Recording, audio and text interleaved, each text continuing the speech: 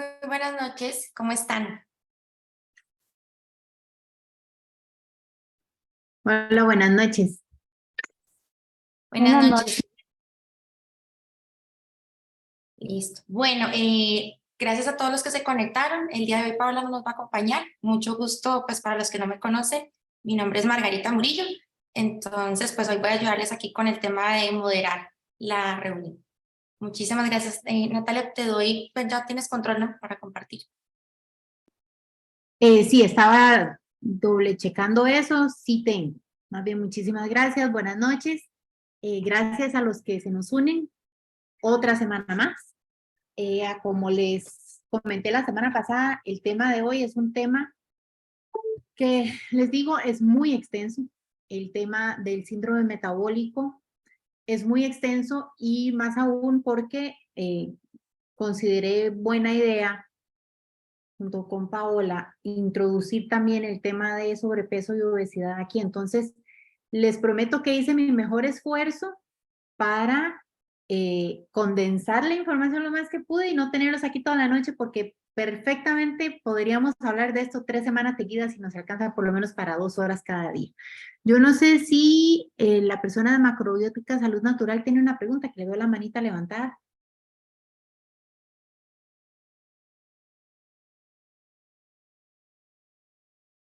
¿No? Ok. Bueno, entonces voy a compartir la presentación. Por favor, me indican ya cuando la pueden ver.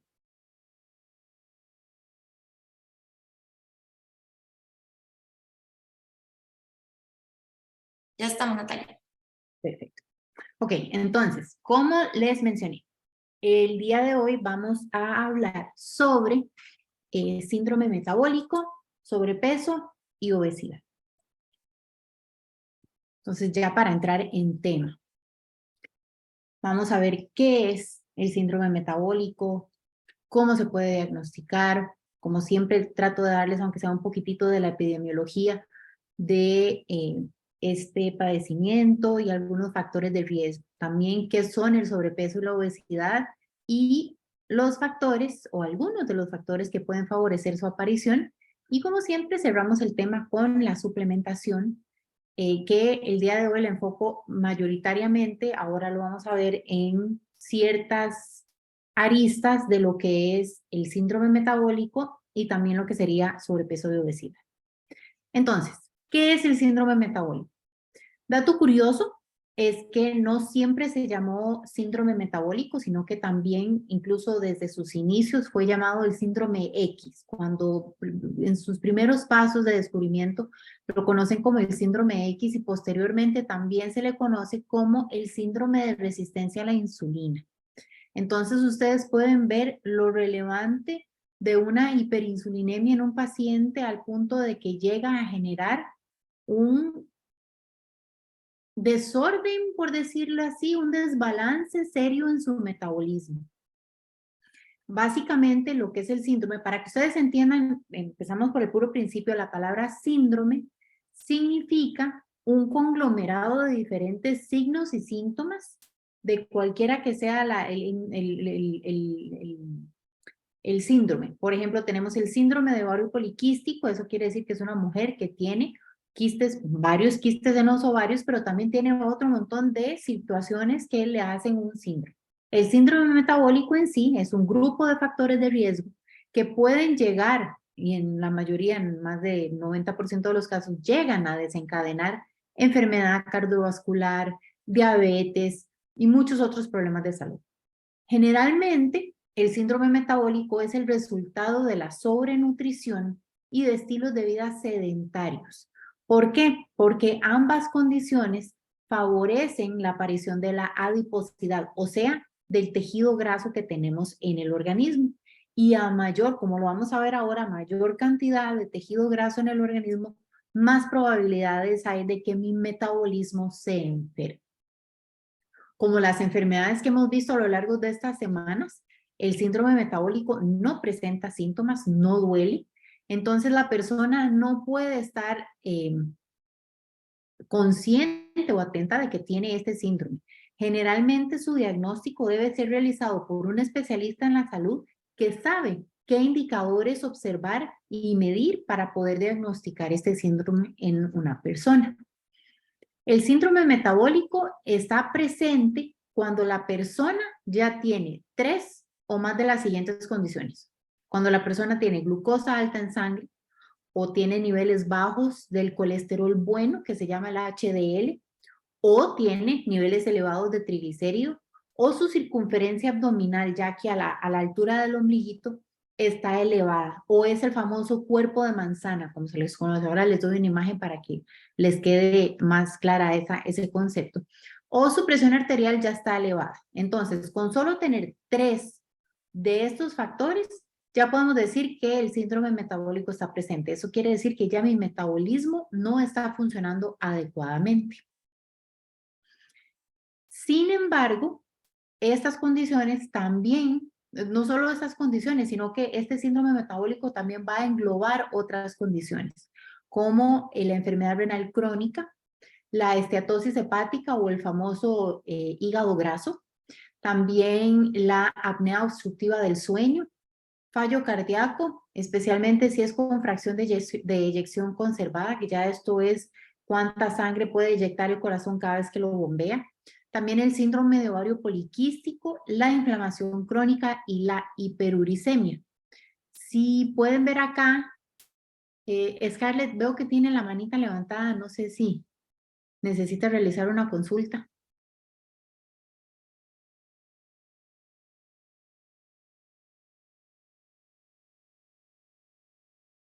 Creo que no. Como les decía, como pueden ver aquí, tengo resaltada la estatosis hepática, el síndrome de ovario poliquístico y la hiperuricemia como los 3 factores adicionales de los que voy a comentar hoy respecto a la suplementación, porque son temas que no he tocado en las últimas semanas. Ya nosotros hemos hablado de los riñones, hemos hablado del corazón, hemos hablado de la inflamación, hemos hablado de todo, pero de estos 3 no hemos puntualmente conversado, entonces son de los 3 temas adicionales que vamos a conversar hoy respecto al tema de ya la suplementación. Esta es la imagen que les dije que les iba a dejar como para que les quede un poquitito más claro lo que es el cuerpo de manzana. Como pueden ver ahí, básicamente, pera o manzana, más que todo en mujeres, la pera y en los hombres el cuerpo de manzana es cuando la obesidad está muy enfocada en la parte del tronco. Esa es el cuerpo de manzana, esos abdómenes que están bastante distendidos, llenos de grasa. Ese es uno de los indicadores de que el síndrome metabólico, si no está presente aún, estamos camino a. Para ya realizar un diagnóstico certero de que la persona padece de síndrome metabólico, hay muchos parámetros que se utilizan de forma global para este diagnóstico. Sin embargo, tenemos que tener claro de que como es un problema de salud pública a nivel mundial, eso quiere decir que todos los países necesitan tener parámetros para diagnosticar el síndrome metabólico. Y al haber tantos países y tanta variabilidad entre los países, no se ha llegado 100% a un acuerdo en qué parámetros utilizar de forma global. Sin embargo, hay algunos, como los que les voy a presentar ahorita, que son los más frecuentes a utilizar. Está, por ejemplo, la obesidad central abdominal, esto del cuerpo de manzana que les acabo de mostrar. Esta se obtiene al medir con una cinta métrica muy fácil la cintura, especialmente aquí como a la altura del ombliguito. ¿Sí? A veces la persona tiene un abdomen muy abultado y ya la piel ha caído un poco, entonces tiene el ombligo muy abajito, más abajito de lo que se busca, pero ya en esa persona se puede apreciar de que si es hombre tiene más de 102 centímetros de circunferencia y si es mujer tiene más de 88 centímetros de circunferencia de cintura. También otro es si alguno de estos dos va acompañado de un índice de masa corporal, que ahora les explico bien qué es, de más de 30 kilogramos por metro cuadrado de altura. Otro de los parámetros serían los triglicéridos en sangre. Cuando la persona ya tiene triglicéridos en sangre por encima de los 150 miligramos por decilitro o la persona ya está en tratamiento farmacológico para reducir triglicéridos en sangre. El siguiente parámetro es el HDL bajo, que les dije que es el colesterol bueno. Cuando el HDL está bajo, lo medimos en sangre, los hombres deberían estar en 40 o más. cuando estamos por debajo de 40 o cuando las mujeres estamos por debajo de los 50 miligramos por decilitro, ya esto es un parámetro diagnóstico. Luego está el colesterol no HDL. Si ustedes se ponen a detallar un examen de sangre donde a la persona se le revisa el perfil de lípidos, como los que nos hacemos en la caja, ustedes van a ver que nos van a dar el colesterol total, colesterol HDL, colesterol LDL y colesterol no HDL, que es como la suma de triglicéridos, de LDL y colesterol total.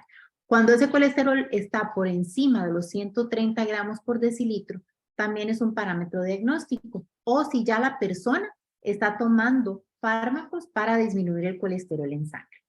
Luego está la presión sanguínea. La presión sanguínea elevada por arriba de 130 sobre 85 milímetros de mercurio. O que ya la persona esté en tratamiento farmacológico para la hipertensión. Entonces vean que es como un conglomerado de todo lo que hemos venido hablando estas últimas semanas. Por eso el tema me pareció muy ideal dejarlo para este punto. El último parámetro de diagnóstico sería la glucosa en sangre, que era la que nos hace falta.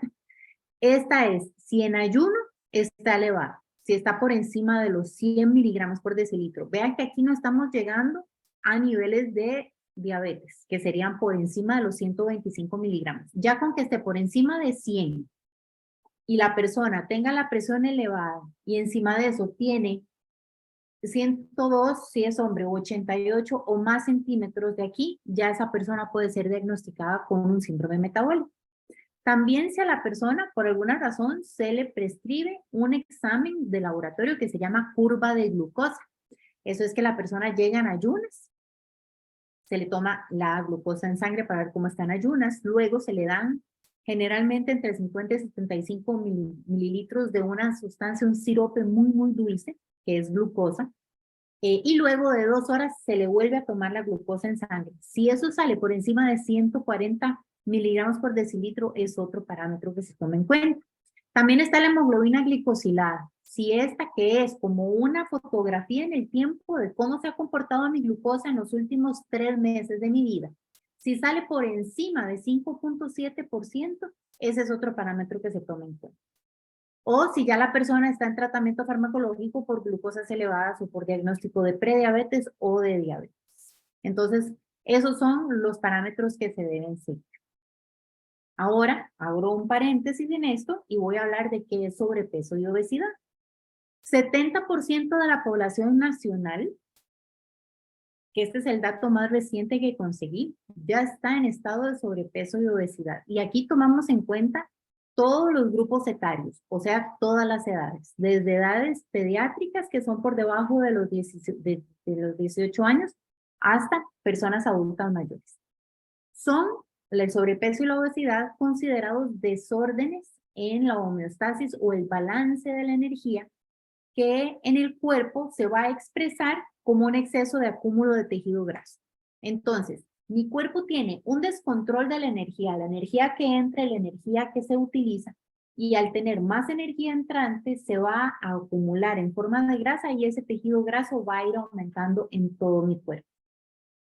A la fecha, no existen marcadores bioquímicos o biológicos que permitan que una persona diagnostique un sobrepeso o una obesidad, sino que usualmente suele diagnosticarse por el índice de masa corporal, que sería utilizando valores por encima de 30 kilogramos por metro cuadrado. El índice de masa corporal es cuando la persona que está analizando al paciente mide a la persona su altura y luego la pesa y divide esos kilos entre la estatura de la persona, y eso me permite saber si mi peso es adecuado para mi estatura, si es muy bajo, si es muy alto o si está bien. ¿Qué es lo que pasa con este método? Que este método por sí solo no me va a permitir conocer a fondo la composición corporal de la persona. No me permite saber si ese peso es mayoritariamente grasa o si ese peso es mucho músculo o si esa persona está reteniendo agua o cosas por el estilo. Entonces, por sí solo, el índice de masa corporal, si bien es un buen indicador, a veces queda un poco deficiente y hay que ayudarle con otros parámetros de medición para poder tener un dato certero. Entonces, acá, sí. Para entender mejor la condición, especialmente de obesidad, antes de iniciar con factores que la puedan favorecer a aparecer, necesito que comprendan dos cosas. La primera es que la obesidad es considerada una enfermedad ya en sí misma. La obesidad no solamente es la antesala de muchos otros padecimientos, sino que en sí misma ya la obesidad es considerada una patología. Y la segunda cosa que necesito que entiendan es que es una condición que tiene muchos factores involucrados. No se limita solamente a si la persona come mucho o si le falta voluntad para dejar de comer o si le falta control. No es así de sencillo. Muchas veces una persona que está en obesidad le dicen, pero deje de comer. Y no es tan sencillo, porque tiene muchos factores en trasfondo que favorecen a que esta condición se dé. La obesidad puntualmente puede verse influenciada por factores que alteran el peso, como son un historial familiar de obesidad, ya la genética. Si bien yo tengo la posibilidad de no activar los genes de la obesidad, si los tengo presentes y encima de eso hay hábitos alimentarios no saludables o inactividad física, probablemente mi genética va a actuar. Los hábitos alimentarios no saludables muchas veces se observa que no son solamente individuales, sino que pueden ser familiares. Una familia entera puede tener hábitos no saludables, no solo alimentarios, sino hábitos de vida en general. Inactividad total o actividad física inadecuada o insuficiente. También condiciones de salud como pueden ser el síndrome de Cushing o un hipotiroidismo, el síndrome de Prader-Willi o incluso la artritis. ¿Por qué la artritis? Porque una persona que está con mucho dolor en sus articulaciones probablemente no va a ser muy activa y esto va a generar que haya un incremento en su tejido graso. También medicamentos que puedan llevar a la ganancia de peso en las personas. Por ejemplo, una persona que esté expuesta a un tratamiento largo con corticosteroides, ustedes ven que es una persona que va a ganar mucho peso muy rápido. También ciertos antidepresivos van a tener este efecto sobre el organismo. Medicamentos anticonvulsivantes también nos pueden ayudar a ganar peso. O medicamentos para la diabetes. Hay ciertos medicamentos como por ejemplo la insulina, que son medicamentos que son lipogénicos y nos van a favorecer una ganancia de peso. También ciertos anticonceptivos pueden tener este efecto. Otros factores serían cambios en hábitos del sueño, que la persona duerma muy poco o que la persona duerma mucho, porque se ha observado que cuando los hábitos de sueño de una persona se modifican o no son ideales, o por ejemplo estas personas que trabajan cierto tiempo de día y luego tienen otros turnos de noche, todos estos cambios drásticos de hábitos de sueño, se ha observado que incrementan o fomentan cambios hormonales que van a incrementar el apetito de una persona. Entonces, eso quiere decir que nos va a generar más hambre sin haber hecho más actividad física o ya habiendo consumido suficientes calorías, tengo hormonas que simplemente me hacen sentir más apetito. También desbalances hormonales que se pueden dar a lo largo de la vida. La edad avanzada, se ha observado que en la persona, entre más avanzada sea su edad, más probabilidades haya de empezar a desarrollar sobrepeso y obesidad, especialmente también porque empiezan con problemas de salud que no les permiten mucho la movilidad y el embarazo. Hay mujeres que ganan mucho peso en su periodo de embarazo y luego les cuesta mucho quitarse esas libras de encima, entonces quedan en un estado de sobrepeso o obesidad. Hay ciertas clasificaciones que son muy importantes, por ejemplo, la masa grasa y el porcentaje de grasa. La mejor forma de medir una persona es por bioimpedancia. Bioimpedancia electrónica son estas básculas modernas que existen ahora, como la InBody, por ejemplo. Este método me permite, por medio de electricidad, obviamente cantidades muy bajas de electricidad, la persona no siente absolutamente nada, me permite estimar y observar los compartimentos de la persona, del cuerpo de la persona. Me dice qué porcentaje o cuántos kilos de masa grasa tiene, cuántos kilos de masa magra o de músculo tiene el cuerpo. Y esto me ayuda a estimar de forma más sencilla el porcentaje de grasa corporal. Cantidades desproporcionadas de tejido adiposo, como ya se los he mencionado desde el inicio, van a estar estrechamente relacionadas con la aparición de complicaciones como fallo cardíaco congestivo, como enfermedad en el hígado o enfermedad en los riñones de forma crónica. ¿Cuánto es el porcentaje de grasa adecuado? Bueno, si lo podemos ver acá, en mujeres tenemos niveles bajos, normales, altos y muy altos. Entonces tenemos mujeres de 20 a 39, de 40 a 59, de 60 a 69. Ahí les doy chance para que ustedes busquen dónde deberían estar ustedes en el rango y cuál sería un rango muy alto o muy bajo para que se puedan hacer un estudio de bioimpedancia y puedan saber cuál es su porcentaje de grasa y saber en dónde están. Los hombres los tengo de 20 a 39 y de 40 a 59 porque el nivel de grasa en los hombres tiende a tener un comportamiento un poco distinto al de las mujeres. Entonces ahí les dejo ese dato. Ustedes se buscan donde estén en la tabla y sabrán cómo está su contenido de grasa en el cuerpo. Ahora sí, el índice de masa corporal, como les expliqué, es la medición que correlaciona el peso y la estatura de la persona y determina si se encuentra dentro de un rango saludable o no. Generalmente la relación entre el porcentaje de grasa corporal y el IMC, tienden a ser congruentes. ¿Cuándo no es congruente? Por ejemplo, los fisicoculturistas. Yo tengo pacientes que son fisicoculturistas que me salen en un IMC de obesidad y esa gente tiene un 8% de grasa corporal. O sea, no están obesos, lo que están son muy musculosos. Entonces, esas son las pequeñas excepciones donde el IMC no me está ayudando, no es una herramienta válida para ese estudio poblacional. Un IMC elevado, junto con una circunferencia abdominal elevada, ya está más que comprobado que favorece la aparición de condiciones crónicas de forma precoz, o sea, cada vez más joven.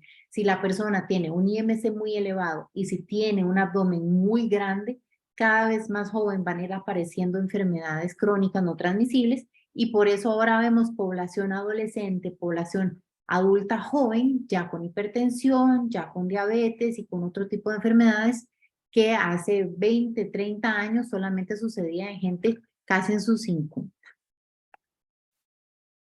Ahí les dejo la tabla de lo que es el valor de IMC. Podemos ver que va de 16 o menos a 50 o más. Quiero recalcar acá que la obesidad tipo 4 o extrema es uno de los parámetros más nuevos que se ha tenido que crear, porque no llegábamos a obesidad 4.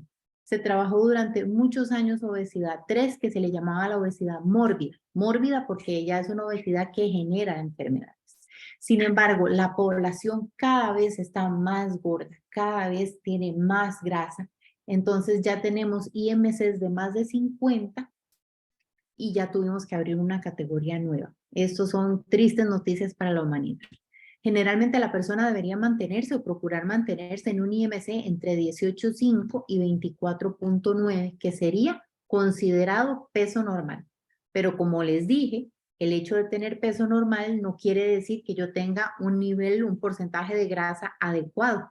Puede que yo tenga un peso normal, pero que tenga mucha grasa.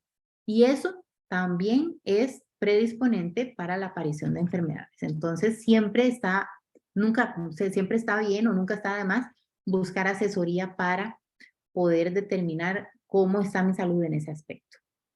Luego está la obesidad central, que como ya se los he venido explicando, es la cantidad de grasa que tenemos a nivel del torso, del tronco. Una cantidad proporcionalmente mayor de grasa en esta región en comparación, por ejemplo, con las caderas o con las piernitas. Y a más cantidad de grasa que tengo yo en esa zona, mayor riesgo para desarrollar síndrome metabólico, diabetes tipo 2, hipertensión, enfermedad cardíaca, enfermedad cardiovascular o enfermedad renal crónica, etcétera, etcétera, etcétera. Esta tiene dos mediciones, que es el índice cintura-cadera, que se toma uno la medición de la cintura, luego la medición de la cadera y se dividen esos valores. O la circunferencia abdominal, que fue las que les comenté ahora, que es 102 centímetros en hombres máximo, 88 centímetros en las mujeres máximo. Si ya nos pasamos de aquí, ya tenemos un exceso de obesidad central.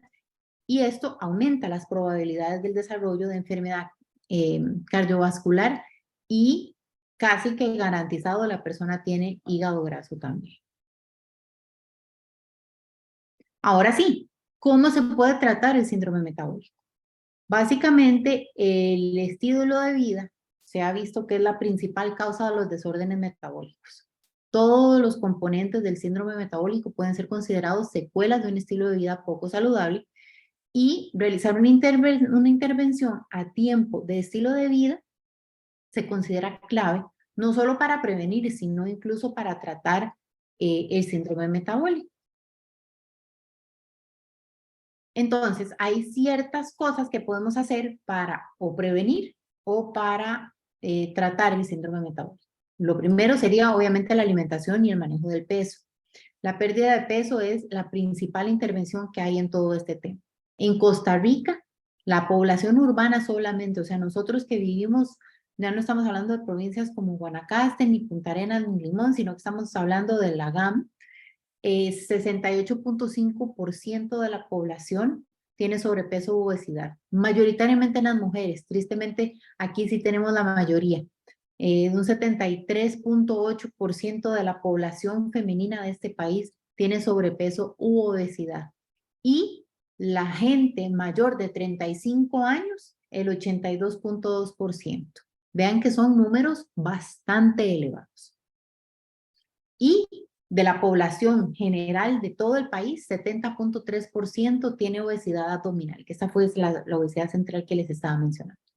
Algunas estrategias que nos pueden ayudar a prevenir o tratar el síndrome metabólico desde la alimentación o el manejo de peso sería reducir, idealmente eliminar el consumo de grasas trans, que estos son en alimentos procesados y ultraprocesados, especialmente aquellos que utilizan grasas hidrogenadas, margarinas, mantecas vegetales, etc. También disminuyendo el consumo de grasas saturadas de productos animales, que recordemos que son las que se ven sólidas a temperatura ambiente o la grasa visible en las carnes. También incrementar la fibra alimentaria, leguminosas, vegetales frescos, especialmente porque son fuente de potasio, frutas, cereales integrales mínimamente procesados y tubérculos, porque la fibra, ahora lo vamos a ver, tiene muchas ventajas.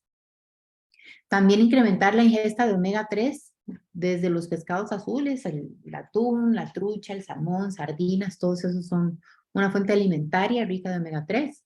Reducir la proporción dietaria de carbohidratos, especialmente si son carbohidratos simples, refinados, golosinas y bebidas azucaradas especialmente, porque mucho de lo que consumimos viene siendo en bebidas.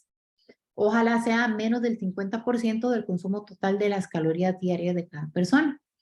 Y también reducir el consumo de sodio en general. Esto ayuda a controlar un poquito el síndrome metabólico, sobrepeso y obesidad o incluso prevenirlo.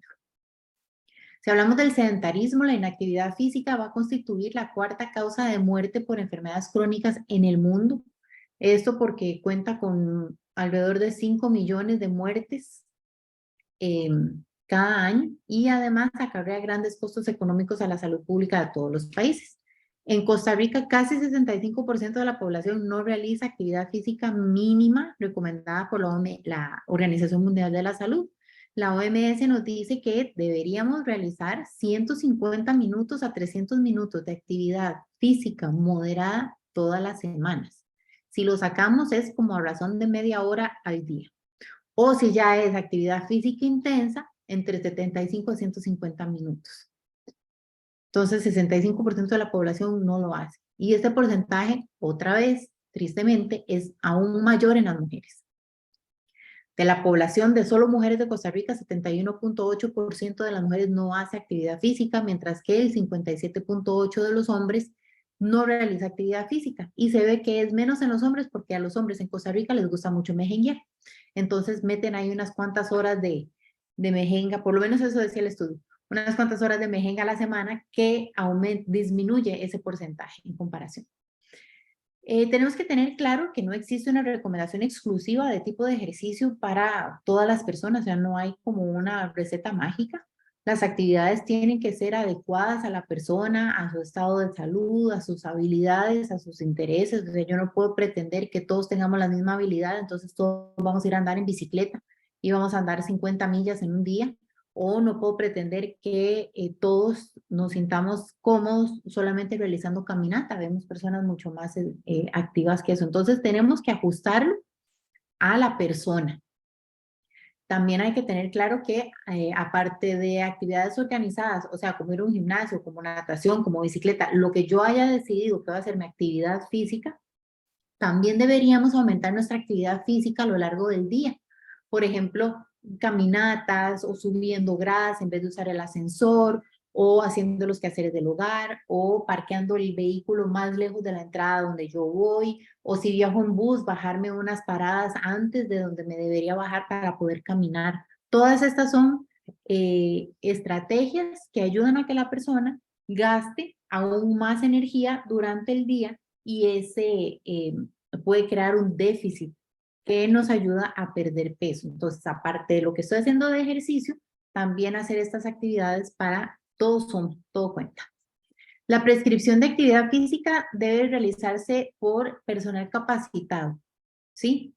Especialmente si la persona tiene algún tipo de complicación de salud, idealmente debería de hacerse por una persona especialista en ciencias del movimiento humano que tengan la capacidad de hacer prescripción del ejercicio.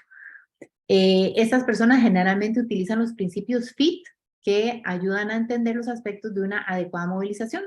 F de frecuencia, que sería el número de días de la semana que se debe realizar ejercicio para esa persona. Y de intensidad, que es el nivel de dificultad de ejercicio a practicar, que involucra el consumo máximo de oxígeno, el ritmo cardíaco máximo, entre muchos otros. T de tiempo, que sería la duración de cada sesión de ejercicios, y T de tipo, que es el tipo de actividad a realizar según la persona. O sea, andar en bicicleta, caminar, nadar, correr, sesiones de gimnasio, etc. Tengo que meter aquí el comercial del consumo de licor. Para el año 2019 se estima que existe un consumo de licor per cápita en nuestro país de casi 6 litros. Sin embargo, ya se ha más que probado que ningún consumo de licor es seguro. El consumo seguro de licor es cero. Su consumo incrementa el riesgo no solo para hacer cáncer y de depresión e incluso suicidio, pero también de sobrepeso, de obesidad y enfermedad cardiovascular, porque el licor contiene muchas calorías y no me aporta ningún nutriente. Y el consumo de licor también va a influir sobre los niveles de presión arterial, los niveles de ácido úrico y los triglicéridos, porque todos se van a ver incrementados. Ya les dije que cambios en hábitos de sueño también pueden tener un gran impacto en la persona, entonces suficiente cantidad y buena calidad de sueño se consideran cruciales para mantener un peso corporal óptimo, y deficiencias en estos dos factores se asocian con un riesgo de aumentar de peso y otras complicaciones del síndrome metabólico. ¿Qué se recomienda? Bueno, dormir entre 6 a 8 horas por noche, tener horarios de sueño regulares, tratar de acostarme todos los días a una hora parecida, y que la habitación donde yo duermo sea tan oscura como sea posible, destinando la cama, ojalá exclusivamente, a tener relaciones sexuales y a dormir. La exposición a la luz azul que proviene de los aparatos electrónicos debería de ser minimizada o eliminada por lo menos una hora antes de acostarnos a dormir. La actividad física extenuante y vigorosa debería ser evitada por lo menos 3 horas antes de dormir, porque la persona se activa mucho y luego le cuesta poder conciliar el sueño. También no deberíamos comer comidas copiosas por lo menos 4 horas antes, porque la digestión va a impedir que descansemos apropiadamente. Y debería evitarse el consumo de bebidas alcohólicas en horas de la noche, porque el consumo de licor no permite que el sueño sea apropiado. Ahora sí, entramos en la suplementación. Entonces, lo hice como por apartados para que sea un poquitito más ordenadito como lo vamos viendo. Entonces, suplementación en obesidad. Empezamos con el picolinato de cromo.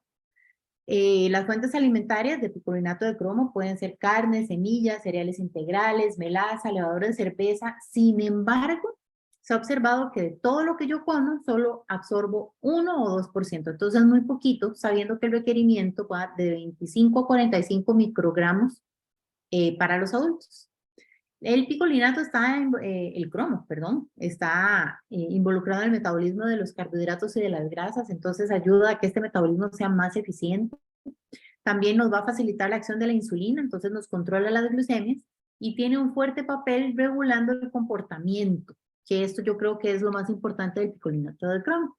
Nos ayuda a regular el comportamiento respecto a los antojos alimentarios, entonces no tenemos tanto antojo de andar comiendo dulces, y también nos ayuda a suprimir el apetito. Favorece la termogénesis. La termogénesis es el proceso donde el cuerpo aumenta su temperatura para ayudar al proceso de digestión. Entonces favorece esa termogénesis que bien que mal cuenta por el 10% de las calorías quemadas al día. Y también me aumenta el gasto energético en reposo, que fue ese que yo les dije que deberíamos aumentar con caminatas, con subir gradas, con hacer oficio. También me ayuda a aumentar ese gasto energético. Y el picolinato también ayuda a la absorción de aminoácidos de la alimentación. Entonces esto me va a ayudar a incrementar la masa muscular y me va a ayudar a disminuir la masa grasa. El siguiente sería el alfa-lipo, el ácido alfa-lipoico. Este va a promover la pérdida de peso y de masa grasa porque disminuye el apetito, hace que yo coma menos y aumenta el gasto de energía. Vean que estos antioxidantes, estos compuestos me están ayudando también a aumentar mi gasto energético aunque yo no esté haciendo ejercicio. Por eso se dice aquí que es una terapia mimética de ejercicio. Cuando una terapia se dice que es una terapia mimética, quiere decir que está mimetizando o copiando algo. Esto es una terapia mimética del ejercicio porque disminuye las rutas fisiológicas del estrés celular, me mejora el metabolismo de oxidación de glucosa y lípido músculo esquelético. Eso quiere decir que va a hacer que mi cuerpo oxide glucosa y grasa en el músculo para aumentar la energía. Entonces, voy controlando glucosa en sangre y voy utilizando mis reservas de grasa. Pierdo masa grasa, pierdo peso.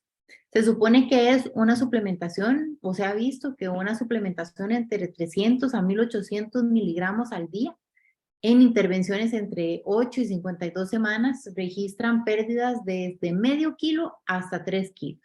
Entonces vean que la pérdida por sí solita no es tan significativa, pero si va de la mano de cambios de hábitos en la persona, pues puede haber un mayor efecto. Luego seguimos con el green coffee, el extracto de café verde presente en granos de café crudo y también está en granos de café rostizados, pero mucha menos cantidad. El componente sería el ácido clorogénico, que también lo podemos hallar en ciertas frutas y vegetales. Este también tiene una moderada eficacia en pérdida de peso porque influye en las glicemias postprandiales, o sea, mi nivel de glucosa en sangre 1 o 2 horas después de comer. Esto lo baja porque reduce la absorción en el intestino de glucosa y también eso se logra, ahí como para explicarles qué quiere decir esto de la dispersión gradiente electroquímica del sodio, es que cada molécula de glucosa para poder entrar a la sangre necesita un cotransporte y el de la glucosa es el sodio.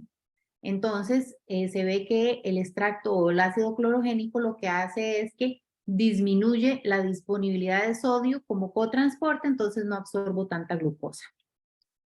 También me inhibe la actividad de una enzima que se llama la glucosa 6-fosfatasa en el hígado, lo que me ayuda a controlar mejor el balance de glucosa en lo que concierne al hígado, ¿verdad? El hígado, recordemos que hace el proceso de gluconeogénesis, entonces el hígado me libera glucosa, él puede fabricarla y la libera en sangre, entonces me ayuda a regular eso. Si bien tiene efectos sobre el peso corporal, igual que el compuesto pasado, son de leve a moderados y siempre habrá una mejor respuesta del organismo si la ingesta del extracto de café verde está acompañada por modificaciones higiénico-sanitarias y alimentarias en la persona. O sea, si hacemos una alimentación saludable y actividad. Luego la fibra. ¿verdad? La fibra desde el 78, o sea, ya 45 años, que se propone que puede ser una probable solución en la prevención de la obesidad. Algunos, porque no son algunos de los mecanismos que ayudan a la pérdida de peso es porque la fibra ayuda mucho a controlar el nivel de saciedad. Requiere más masticación, entonces eso da chance a que hayan receptores cerebrales que funcionen. A veces cuando comemos muy rápido, se pierde la comunicación entre el eje estómago-cerebro y no hay suficiente tiempo para que el cerebro registre que ya está lleno el estómago y que suelte hormonas que causan saciedad. Como yo tengo que masticar la fibra más tiempo o por un gel viscoso que se crea cuando es un suplemento como el nut fiber, esto va a generar distensión abdominal, va a haber mejor comunicación con el cerebro y me va a reducir el apetito. Por ende, como menos. Si es fibra alimentaria, me va a proveer muy pocas calorías. También si es suplemento, porque generalmente recordemos que nosotros no tenemos las enzimas digestivas para absorber toda la fibra. Entonces, mucha de esta se elimina por las heces. Lo que pasa es que cuando la fibra cae al estómago, me va a retrasar el vaciamiento gástrico. O sea, mi estómago se va a vaciar mucho más despacio. Eso quiere decir que no voy a absorber tanta y tan rápido la glucosa ni la grasa. No me va a subir la glucosa en sangre. Por ende, no voy a tener picos tampoco altos de insulina. Me voy a sentir lleno durante más tiempo. Quiere decir que estoy comiendo menos y por ende es que se ven los beneficios al final en el peso corporal. Aparte, la fibra soluble cuando se fermenta va a generar ácidos grasos de cadena corta. Estos ácidos grasos de cadena corta tienen muchas funciones en el cuerpo. Algunos es que, por ejemplo, modifican los patrones de alimentación porque secretan péptidos y hormonas como la colecistoquinina y péptidos parecidos al glucagón 1 que reducen el apetito y promueven la saciedad. Para que ustedes se den una idea, péptidos parecidos al glucagón 1, como la semaglutida y la liraglutida, son ahorita los que están muy de moda entre los famosos en Hollywood, porque es el famoso Ozempic y la Saxenda que se inyectan para perder peso. Nosotros los segregamos, nosotros secretamos estas sustancias. Lo que pasa es que comemos muy poquita fibra, no secretamos tantos, entonces no vemos una pérdida de peso tan acelerada como cuando yo me inyecto la sustancia directamente. Pero si aumentamos el uso de fibra, el consumir fibra, especialmente fibra soluble, vamos a tener estos efectos de pérdida de peso y reducción de apetito.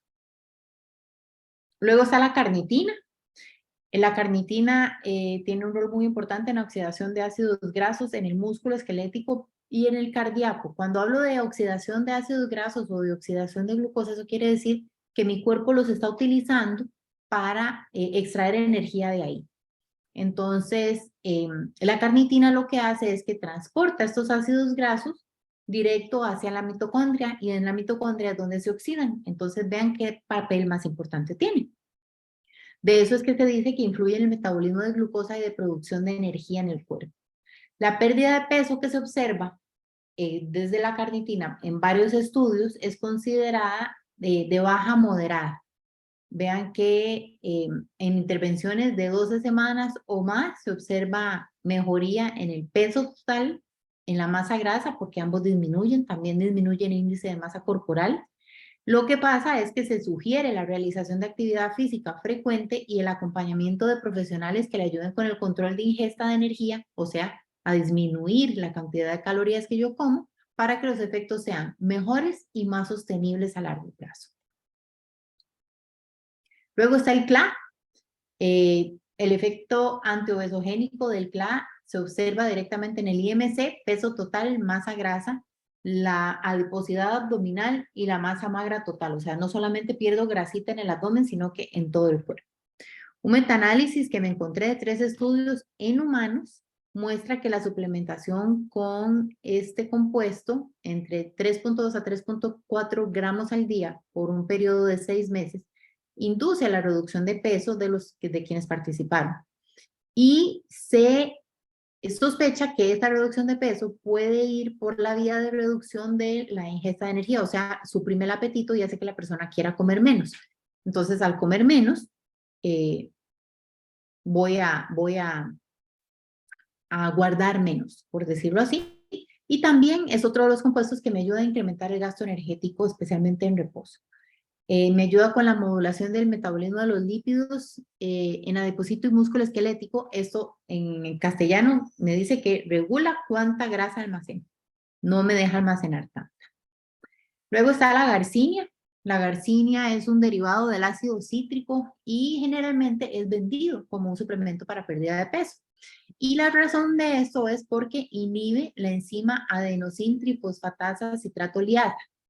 Eso tiene todo un trasfondo fisiometabólico que ayuda a aumentar la disponibilidad de serotonina en el cerebro. Cuando tenemos mayor serotonina en el cerebro, tenemos una supresión del apetito, no necesitamos tanto consumo de calorías. Estudios sugieren que también puede inhibir la amilasa alfa pancreática, que es una enzima que me ayuda a romper, a hidrolizar carbohidrato para poder absorber yo la glucosa.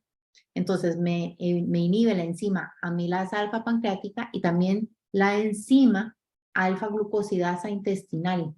Entonces eso quiere decir que si yo no tengo tanta enzima, no voy a romper tanto carbohidrato y por ende no voy a absorber tanta glucosa. Por eso dice que reduce el metabolismo de los carbohidratos. Nota aquí un poquitito tipo comercial, cuando la persona utiliza la garcinia para perder peso, se recomienda siempre la realización de ejercicio físico, porque si no la garcinia lo que hace es que puede generar también pérdida de masa muscular. Entonces, si la persona realiza actividad física donde estimula el músculo, se reducen las posibilidades de perder masa muscular en el proceso. Ok, ya pasamos de la obesidad, ahora vamos a hablar de el famoso hígado graso o su nombre más profesional que sería la esteatosis hepática. Todo lo que sea hígado, siempre vamos a empezar con el IFSE. La semana pasada lo hablé por la alcachofa y el día de hoy lo hablo más que todo por el cardo mariano. El compuesto sería la silimarina, que es un potentísimo antioxidante que tiene un específico tropismo por tejido hepático. ¿Qué quiere decir eso? Tiene mucho agrado, le gusta mucho, está muy atraído al tejido hepático. Por eso el cardo mariano es casi que exclusivo para ese órgano. Y su efecto es que va a reducir el estrés oxidativo, que va a generar una citotoxicidad en el hígado. O sea, protege las células del hígado que se llaman hepatocitos. Se ha visto, sin embargo, que los hepatocitos que son protegidos son aquellos hepatocitos que todavía están intactos, o sea, que están sanitos, o los que tienen menor daño. Ya los que están muy dañados, ya esos hepatocitos ya no se puede hacer nada con ellos, pero el cardo mariano sí tiene este efecto de protección a los que están o intactos y los protege para que nada les pase, o a los que tienen poquito daño. Por eso se sugiere que la persona inicie con tratamiento de cardo mariano justo al recibir un diagnóstico de hígado graso. Esto porque todavía quedan muchas células que están intactas, entonces la regeneración celular, recordemos que el hígado es uno de esos tejidos que se puede regenerar. No es, por ejemplo, como el tejido cardíaco o el tejido cerebral, que si ya se dañó ya no se regenera. El hígado se puede regenerar y muy bien. Entonces, si se inicia un tratamiento justo luego de un diagnóstico, tenemos mayor chance de mejor regeneración celular en comparación con una persona que tiene años de haber recibido un diagnóstico de hígado graso que nunca hizo nada. También se ha visto que suplementar con cardo mariano va a mejorar las aminotransferasas, que esos son ya indicadores bioquímicos de exámenes de sangre que se hacen para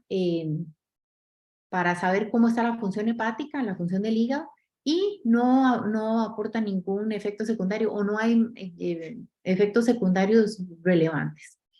Un estudio que vi con 180 participantes con hígado graso reciben 188 miligramos de cardo mariano Este viene con adición de vitamina E y reciben el tratamiento por 1 año.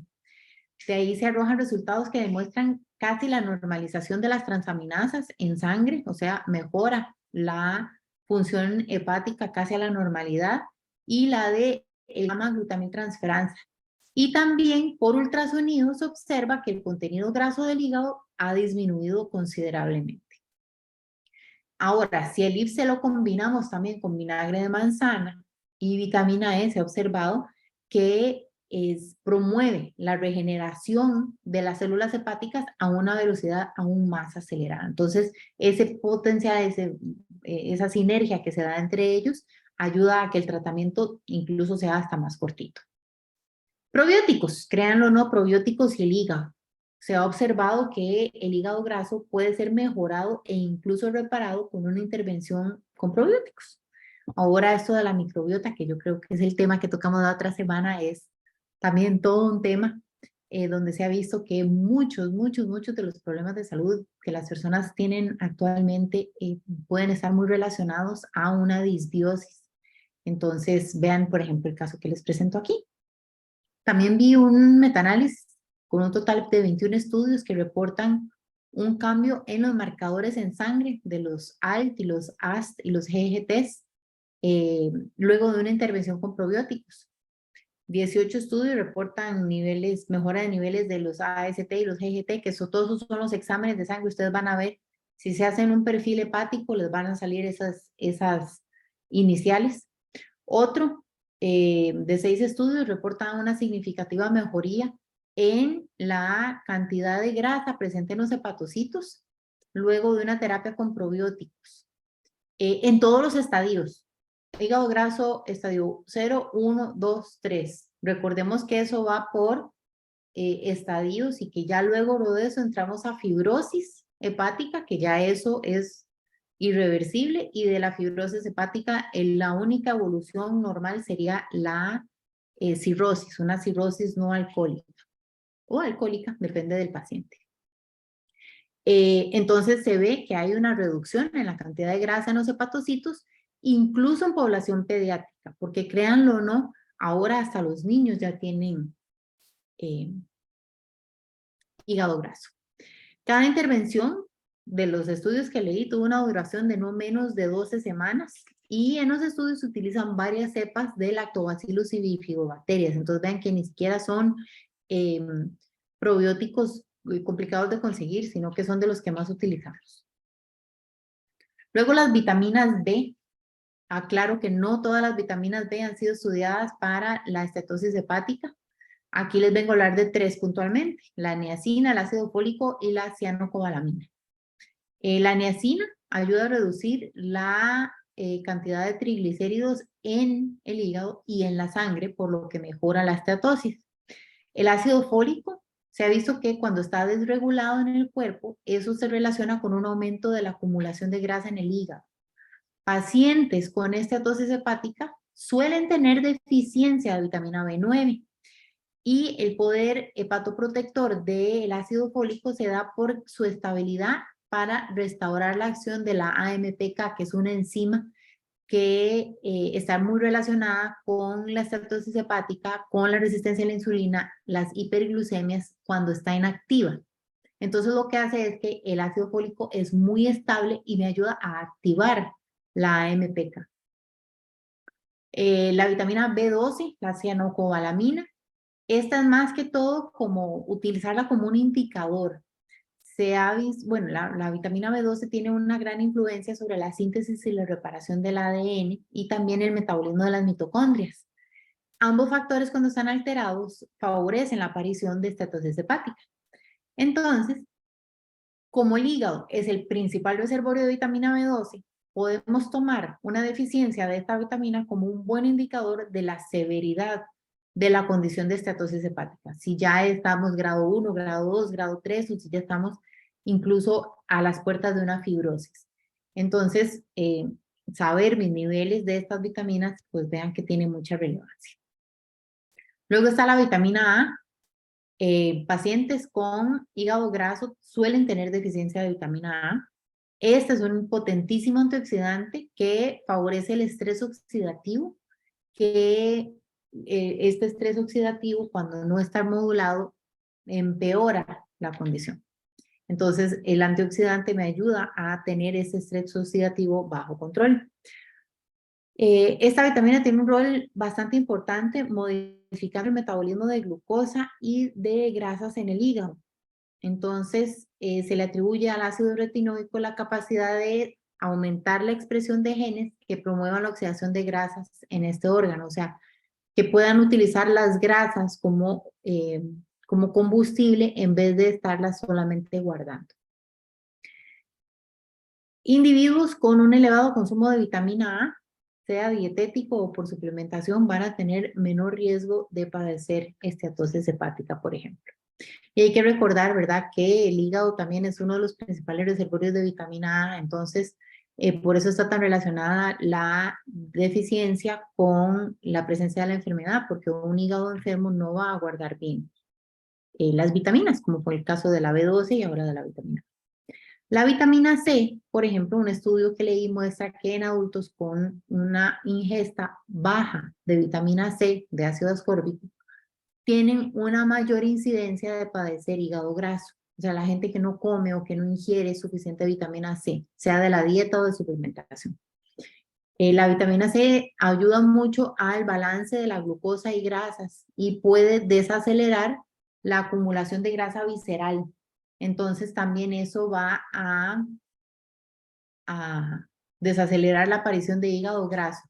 Y todo esto porque activa la ruta PPAR-alfa, que es la ruta que me ayuda a acumular grasa visceral.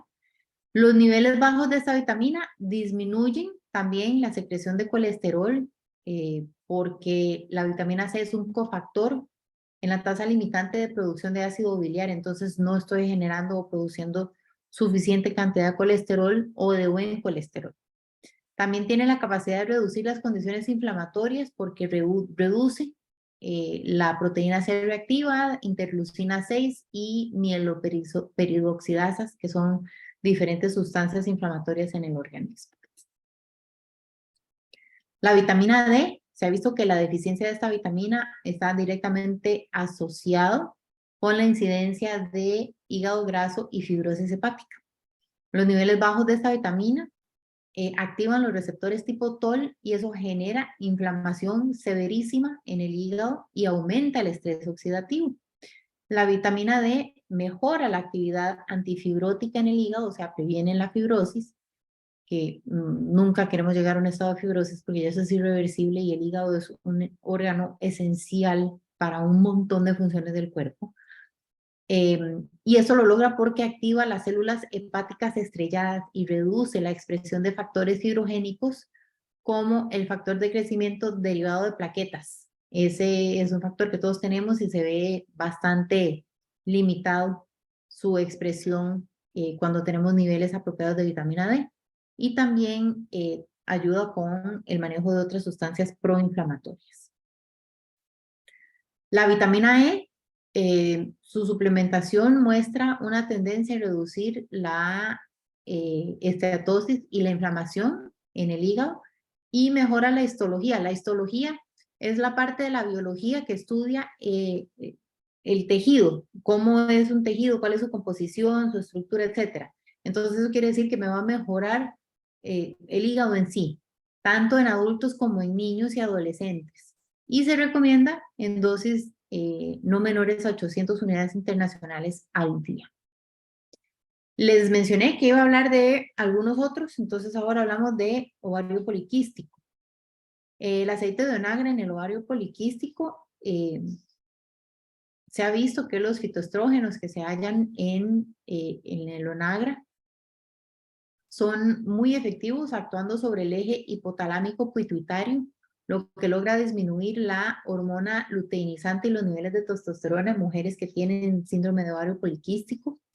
La vitamina D, todavía no se ha logrado decidir o definir bien cuál es la relación entre niveles bajos de vitamina D y la presencia de síndrome de ovario poliquístico, pero Sí se ha visto que mejora parámetros bioquímicos. Una buena suplementación y niveles apropiados de vitamina D en sangre o suplementar con vitamina D3 ayuda a que parámetros bioquímicos en mujeres con este padecimiento mejoren, lo que va a sugerir que el avance inflamatorio de esta enfermedad puede ser prevenida con la vitamina D3.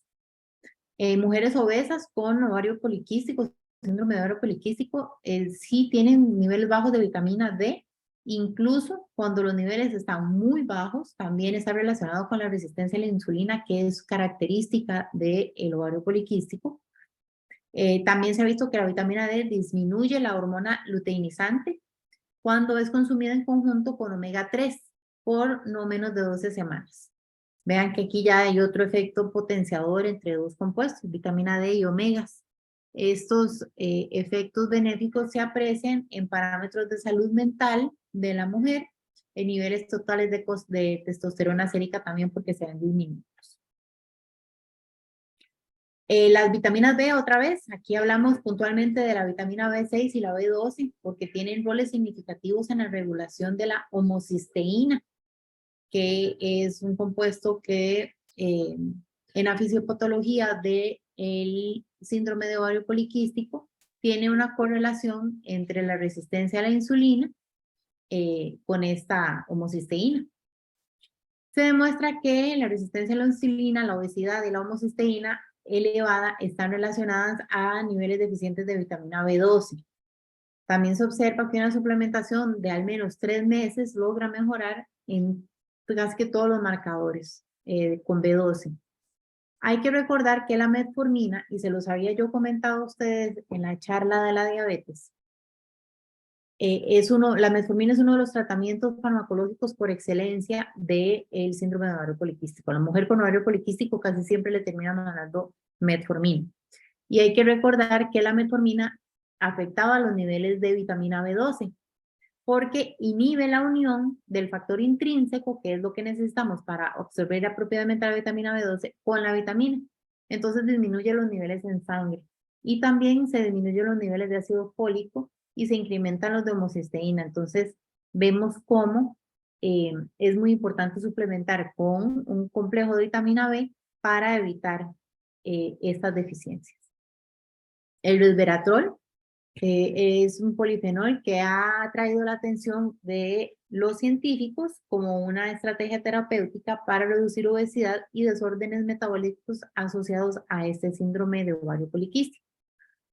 Dentro de las muchas cualidades que tiene, se ha observado la mejora de las disfunciones metabólicas, de las disfunciones menstruales y de los signos clínicos que tienen las mujeres con este síndrome, como son la caída de cabello, la aparición de acné o observar en sangre marcadores bioquímicos de hiperandrogenismo, o sea, que está produciendo más hormona andrógena, por ejemplo, niveles elevados de testosterona, entre muchos otros indicadores relacionados a esta enfermedad. Si el resveratrol se utiliza en conjunto con el ácido, con el alfa lipoico, tiene un efecto directo sobre las células grasas que pueden contrarrestar el síndrome metabólico. Entonces veamos que ya tenemos otra sinergia, el resveratrol con el ALA. Ayuda con el IMC por acción sobre la AMPK, que acuérdense que era la proteína clave en el mecanismo de regulación de la energía. Entonces me ayuda a regular los niveles de IMC porque mejoro la energía. Luego está la coenzima Q10. La ubiquinona aquí tiene un importante papel en la suplementación de la energía de las células. Tiene, como ya lo sabemos, una importantísima actividad antioxidante. Si se suplementa por aproximadamente 8 semanas a razón de 200 miligramos diarios, van a haber mejoras en factores inflamatorios y de disfunción endotelial, o sea, en vasos y arterias. Pero también se va a ver una pérdida de peso y cuando se consume con vitamina E también se observan mejoras en la glucosa en sangre. Hay una mejora en la resistencia a la insulina, o sea, nos hacemos más sensibles a la insulina y tenemos hasta una reducción en las concentraciones de testosterona en sangre. Entonces vean los beneficios de la coenzima para el ovario poliquístico. Luego está ya el ácido úrico, hiperuricemia. Se ha observado que la vitamina C en personas que tienen el ácido úrico alto muestran una significativa baja ingesta de vitamina C. O sea, casi no comen vitamina C las personas que tienen ácido úrico alto. Si los comparamos con personas que no tienen la condición. 1.5 gramos de vitamina C, que viene siendo como 1.500 miligramos, pueden generar hasta un 45% menos riesgo de padecer esta enfermedad en personas que aún no la tienen. Una dosis alta de vitamina C de hasta 4 gramos vía oral va a duplicar la excreta urinaria, o sea, va a favorecer que el ácido úrico salga por orina. Hay una hipótesis que leí que indica que la ingesta de ácido ascórbico o vitamina C va a favorecer el incremento de esta excreta urinaria. El ácido úrico y la vitamina C, cuando pasan por el riñón, para filtrarse por el riñón, para luego salir por la orina, hay cierto porcentaje de eso que se reabsorbe al cuerpo.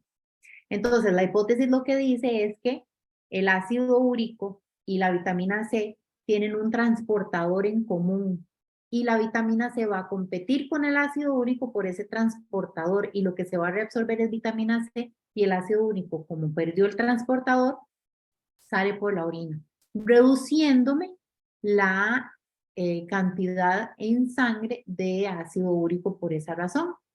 Y también va a reducir la síntesis de este compuesto en el cuerpo.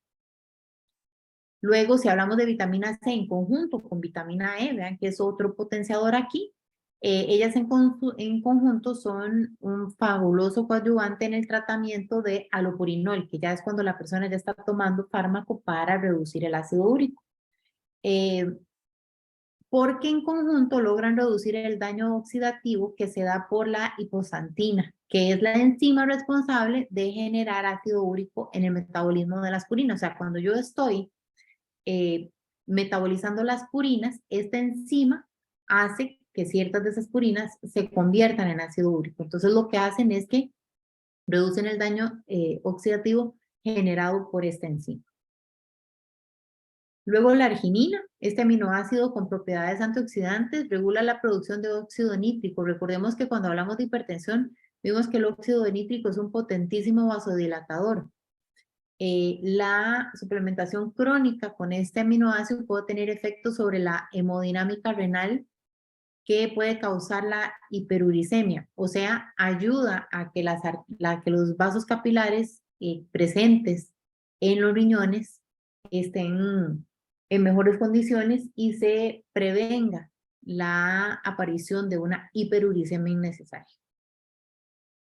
Y luego está el cranberry, de este nunca les había hablado tampoco. Los arándanos rojos tienen una sustancia bioactiva llamada la PAC-alfa-2, que lo que hacen es que regulan las concentraciones en sangre de ácido úrico. Favorece que el ácido úrico sea excretado por la orina, reduce su reabsorción renal, al igual que la vitamina C, y además modifica concentraciones urinarias de oxalato y fosfato cálcico, lo que ayuda a que la persona tenga menos probabilidad de desarrollar piedras renales. Y no se preocupen, no les voy a hablar de esto, eso es como razón de resumen. Recordemos que habíamos hablado ya también de hipertensión, estos son todos los suplementos que hablamos de hipertensión. También habíamos hablado de la diabetes, que estos fueron todos los suplementos que hablamos cuando hablamos de diabetes. Y hablamos de la dislipidemia, que estos fueron todos los suplementos que mencionamos cuando hablamos de dislipidemia. Entonces vean que ya en estas 5 semanas tenemos una cartera bastante fuerte de, bueno, estas son todas la bibliografía que se empleó. Tenemos una cartera bastante fuerte de suplementación para tratar enfermedades metabólicas. Sé que fue un montón de información, espero que les haya sido de beneficio. Se lo juro que traté de simplificarlo lo más que pude. Tenemos varias preguntitas y yo las estaba como guardando para el final. Entonces, por acá, Catherine nos preguntaba cómo se podía tratar el síndrome metabólico en una mujer que subió muchos kilos de peso por consumir pastillas anticonceptivas. Ok, ahí sería todo un protocolo de acción. Lo primero es si la persona sigue consumiendo pastillas anticonceptivas o no. Si la persona sí sigue, debería consultar con el endocrinólogo para que le pueda dar algún sustituto anticonceptivo, sea inyectado, sea por alguna otra opción que ayude a regular el peso. Lo segundo sería ponerse en manos de una persona profesional de la salud, ojalá una persona profesional en nutrición que le ayude con la ingesta de calorías, que le ayude a revisar sus hábitos de alimentación, sus hábitos de vida, su higiene del sueño, etcétera, etcétera, y que le ayude a tener un plan de acción de cómo alimentarse mejor y iniciar un proceso de actividad física.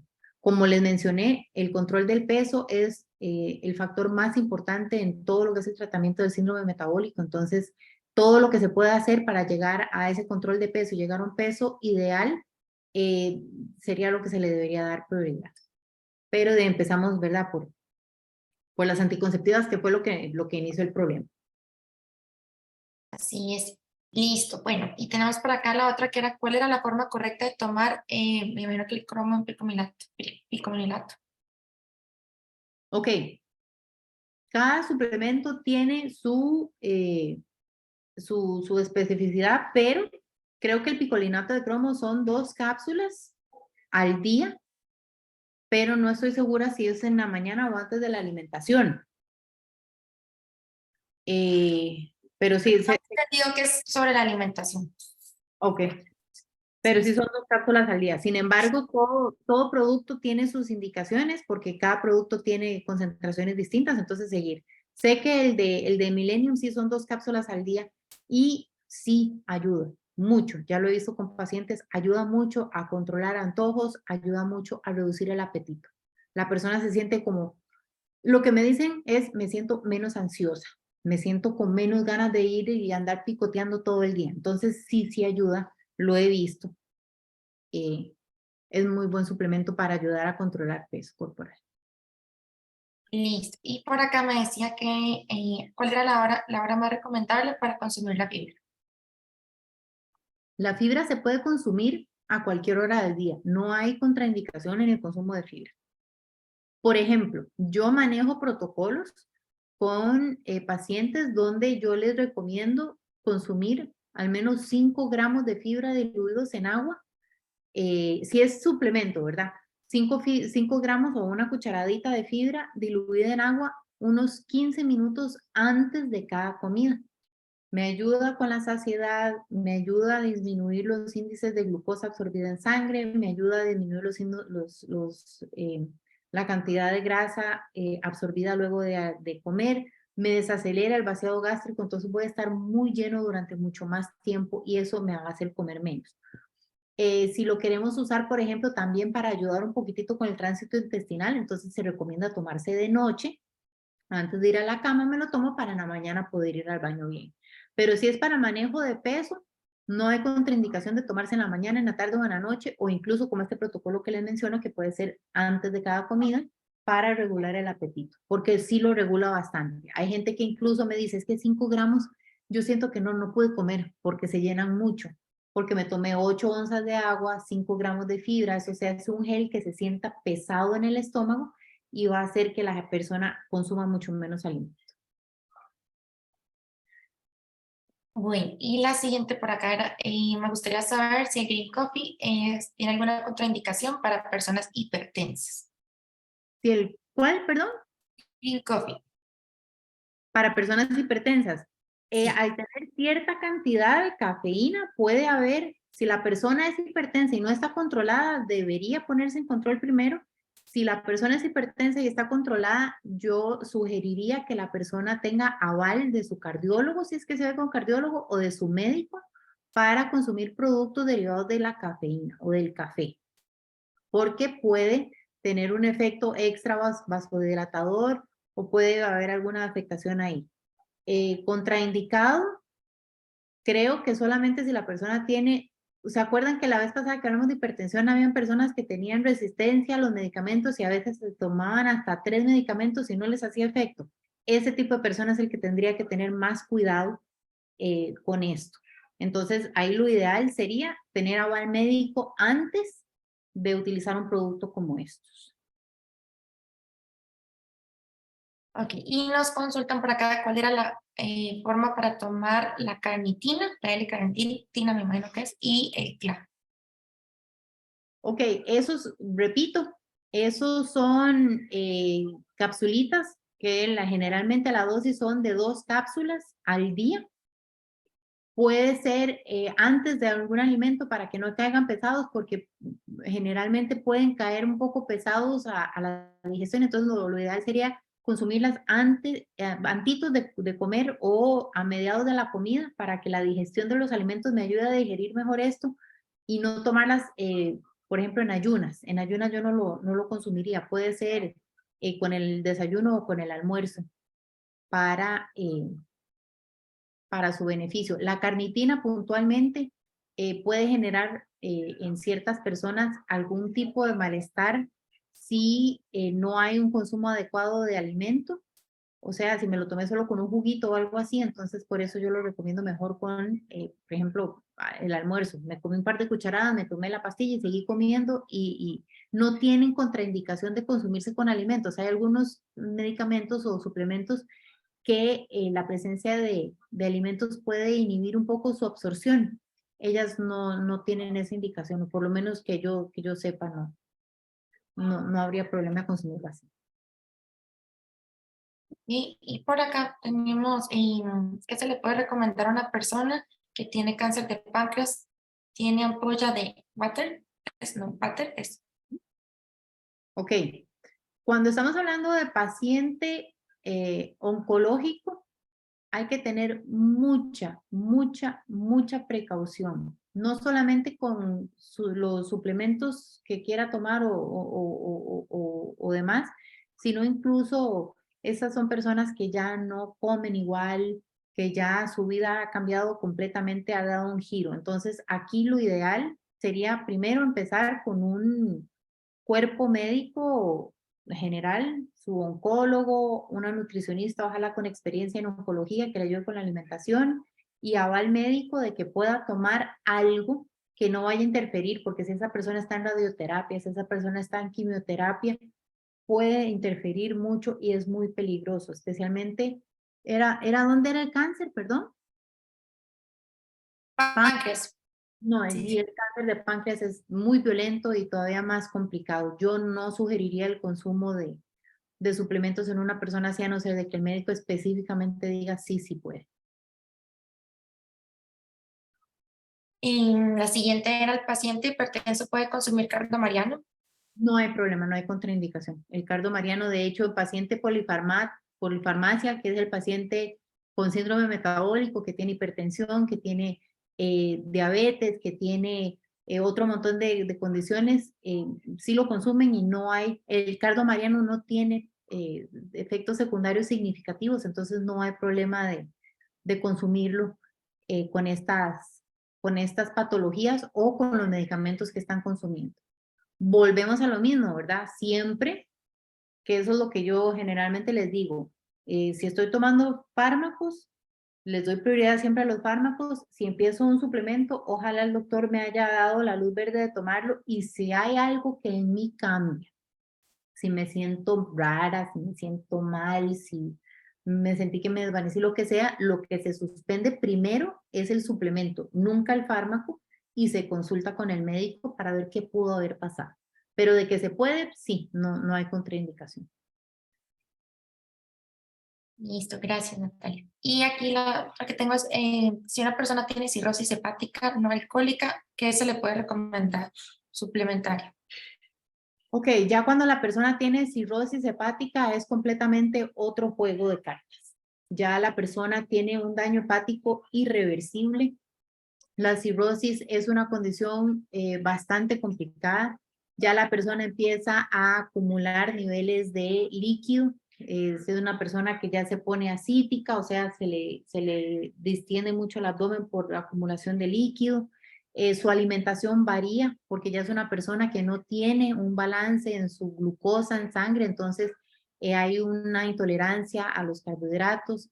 Es una persona que ya no puede consumir, por ejemplo, mucha carne porque mucho aminoácido aromático Eso es la composición química del aminoácido, puede incluso llegar a generar encefalopatías, que son ya complicaciones propias de la cirrosis. Entonces, lo mismo que con el paciente oncológico de páncreas, yo no recomendaría nada hasta que el médico no diga si se puede, no se puede. Lo único que yo sí he suplementado pacientes con cirrosis hepática no alcohólica ha sido aminoácidos de cadena ramificada, los BCAAs, porque son personas que como no pueden comer mucha proteína, necesitan aminoácidos de algún lado y esos son los recomendados. Aparte de eso, yo no recomendaría nada para una persona que ya tiene diagnóstico de cirrosis hepática, aunque esté estable y controlado, porque cuando está inestable y descontrolado es todavía muchísimo más complicado. Nada más así como para dar mi opinión, lo que tengo entendido con la cirrosis no alcohólica, lo único que se puede también es la vitamina E. Entonces, eso sí, lo que hablábamos ahorita, ¿verdad? Que son dosis controladas por el médico, pero es parte del protocolo que mandan los hepatólogos. Vitamina Okay. E. Bueno, la otra que está por acá, una persona subió mucho de peso debido a los problemas de tiroides. ¿Cómo se podría tratar? Ok, generalmente cuando la persona ya tiene problemas en la tiroides, que me está generando un aumento de peso es porque mi glándula no está funcionando adecuadamente. Entonces, aquí lo primero que se tiene que hacer es ponernos en manos de mi médico endocrinólogo para lograr tener una cantidad de hormona como la levotiroxina que le dan a uno o el Eutirox, para tener una cantidad de hormona T4 apropiada en sangre. Una vez que ya yo tenga mis niveles adecuados de hormona en sangre sintética, que ya me digan, te tomas una pastilla 3 veces a la semana, o de día por medio, o de lunes a viernes y no te la tomas los fines de semana, como se la dé, el protocolo que le den, ya esa persona va a tener una facilidad más fluida para poder perder peso. Hasta que ese nivel no se logre establecer, a la persona le va a costar mucho. Puede hacer 1000 esfuerzos que le va a costar mucho, mucho, mucho poder perder peso. Entonces, ya una vez que ya yo fui a donde el endocrino y ya me dieron mi hormona, ya yo salgo con mis niveles adecuados en sangre y todo, entonces ahí podemos empezar a hacer todo lo que vimos en la charla de hoy. Regulamos la alimentación, adecuamos la actividad física a las capacidades de esa persona y podemos ya también ir trabajando otros aspectos y podemos ir suplementando con cositas que puedan ayudarle a esa persona en este proceso de pérdida de peso que si aunque bien estoy controlada va a ser mucho más difícil que una persona que tenga su tiroides funcionando propia. Listo. Y la otra que tenemos por acá era vitamina C. ¿Cuál es la hora correcta para tomarla? La vitamina C tampoco hay problema en tomarlas a diferentes horas del día. Eso yo creo que queda mucho en pues, la persona, hábitos y para la razón que la estoy utilizando. Hay personas que se toman la vitamina C en la mañana y todo bien. Hay personas que se la toman con el colágeno y se recomienda tomarla de noche. Entonces, por eso les digo, depende de para qué lo estoy tomando o si la estoy combinando con algo más. Eso dependería de la razón para la utilización de la vitamina C que tenga la persona. Como les digo, yo la tomaría de noche exclusiva solamente por el colágeno. Fuera de eso, se puede incluso tomar en la mañana que no hay problema. Recordemos que lo que el cuerpo no utiliza lo descarta, entonces no hay problema consumiéndola a cualquier hora. Y la última por acá teníamos el ácido alfa-lipoico. ¿Por cuánto tiempo se puede consumir? El ácido alfa-lipoico, lo que vi en las intervenciones que vi, había de todo un poquito. No hubo una sola intervención que pasara de 3 meses.